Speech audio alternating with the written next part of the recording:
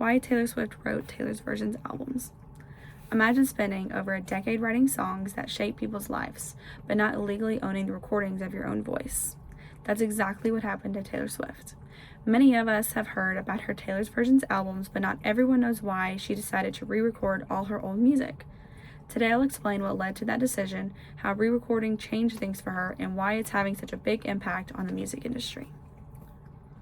When Taylor Swift first signed her record deal at the tender age of 15, she signed with Big Machine Records. Since most young artists don't have a great deal of negotiating leverage, the label kept control of her master recordings.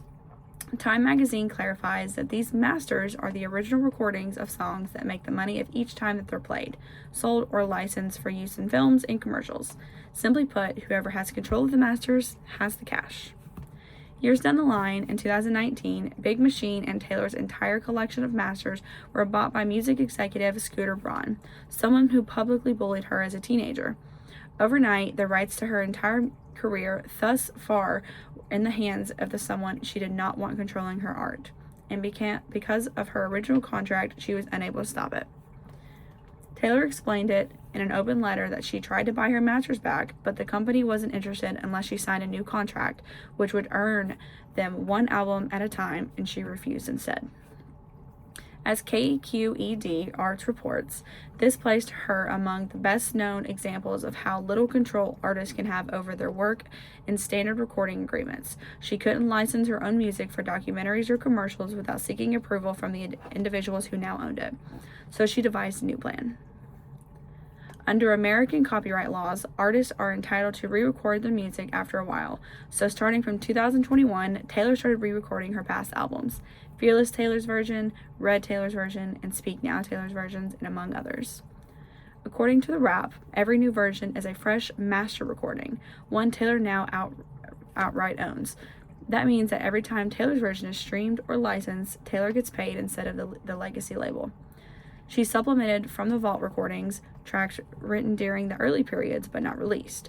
Wikipedia clarifies that such insertions offer additional value to the fans and render even the new releases more appealing. In doing this, Taylor effectively causes fans in the media to drop the utilization of the old recordings completely, lowering their value to the original owners. Taylor's action wasn't just good for her, it initiated a wider conversation about artist rights. UCLA Law Review describes how record labels are already beginning to rewrite deals to counter when artists are allowed to re-record their recordings, directly because of Taylor. She's shown us that owning one's masters is not just an economic choice, it's an issue of creative control. And outside of the corporate world, The Guardian recently quoted that in 2025, Taylor was able to even buy back her initial masters, proving that she was right to stay persistent.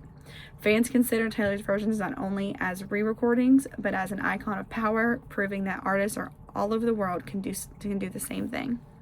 So today we discussed how Taylor lost control over her music, how she regained it by re-recording it, and how what she is doing is a revolutionary change to the whole music industry. Taylor Swift's Taylor Version records are not nostalgia or hype. They're a lesson in battling for your artistic rights. She turned down courtroom battle into movement, reminding all artists that sometimes to really own your own narrative, you might have to sing it back one more time.